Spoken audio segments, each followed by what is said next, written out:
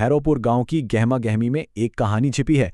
दीपक नाम का एक सीधा साधा ठेले वाला है, लेकिन उसकी मूंगफली चाट में अरे भाई कुछ तो ऐसा खास है जो बिल्कुल जादुई लगता है।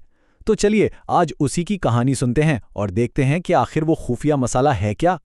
ये दीपक की रोज की आवाज है, एक ऐसी आवाज जो न सिर्फ ग्राहकों को अपनी तरफ खींच लाती है, बल्कि इसके खुशमिजाज और जिंदा दिल होने का भी सबूत देती है। और यहीं से हमारी कहानी का सफर शुरू होता है। तो आखिर दीपक की चाट में ऐसी क्या खास बात है जो उसे जादुई बनाती है? भाई इसका राज जुड़ा है उसके वालिद से मिले एक बहुत ही सादा से फलसफे से। तो बात यह थी कि दीपक के लिए यह सिर्फ एक बिजनेस नहीं था। उसका मकसद था लोगों को सच्ची खुशी और इत्मीनान देना, ना कि सिर्फ एक चीज बेच देना। और हाँ, इसकी रोजमर्रा की जिंदगी भी बड़ी दिलचस्प थी, खासतौर पर जब उसके दोस्त विकास और निशा उससे छेड़छाड़ करते हैं।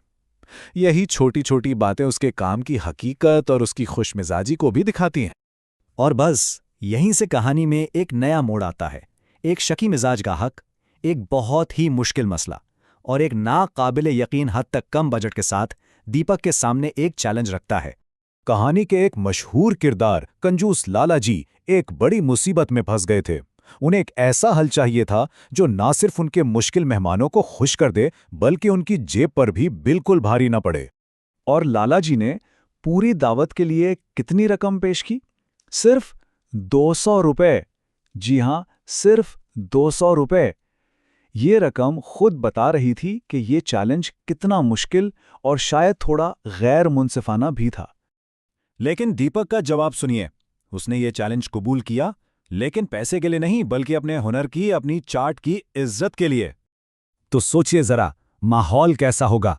एक तरफ शकी मिजाज रिश्तेदार जो हर चीज को हकारत से देख रहे हैं, दूसरी तरफ दीपक जो अपनी चाट तैयार कर रहा है, और हर तरफ एक अजीब सी भारी खामोशी छाई हुई थी। और फिर दीपक ने काम शुरू किया। बड़ी एहतियात और मोहब्बत से एक एक चीज तैयार कर रहा था। और जैसे जैसे वो अज्जा मिलाता गया, एक ऐसी खुशगवार महक उठने लगी जिसने आहिस्ता आहिस्ता उस आंगन के तनाव भरे माहौल को बदलना शुरू कर दिया। और फिर जैसे ही पहला चम्मच मुंह में गया, सब कुछ बदल गया। रिश्तेदारों का रवैया हकारत से हैरत और फिर खुशी में बदल गया। यही वो लम्हा था जिसने कहानी का रुख मोड़ दिया।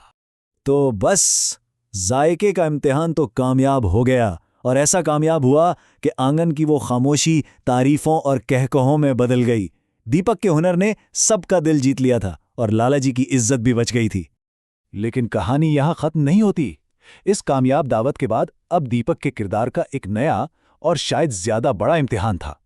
लाला जी इतने खुश हुए, इतने मुतासर हुए कि उन्होंने दीपक को 400 रुपए पेश किए।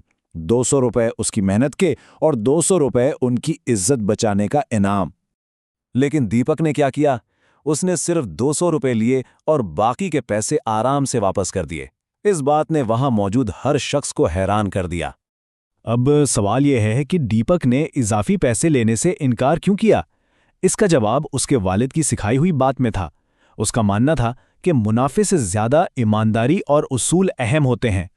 दीपक के इस अमल ने लाला जी को भी बदल दिया। उसने अपनी ईमानदारी से पैसों से कहीं ज्यादा कीमती चीज कमाई थी, और वो थी सच्ची इज्जत और तारीफ। तो हम वापस वहीं आ गए इस सवाल पर कि दीपक की इस जादुई चाट का असल राज क्या था। आइए ये राज अब खुद उसी की जुबानी जानते हैं। आखिरकार कहानी का वही मरकजी सवाल एक बार फिर हमारे सामने है। वो खुफिया, वो जादुई मसाला आखिर था क्या? इस राज को समझने के लिए पहले एक लफ्ज को समझना बहुत जरूरी है, और वो लफ्ज है नीयत, यानी किसी काम के पीछे का इरादा या मकसद। और यही इस पूरी कहानी का दिल है। दीपक ने बताया कि असल राज कोई मसाला नहीं है, ये वो नीयत है, वो मोहब्बत और ईमानदारी से खिदमत करने का इरादा, जो सिर्फ पैसा कमाने के लिए नहीं, बल्कि किसी की थकावट दूर करने और उसे खुशी देने के लिए होता है। तो असल जादू मसालों में नहीं होता, बल्कि काम करने वाले की मोहब्बत और ईमानदारी में छुपा होता है।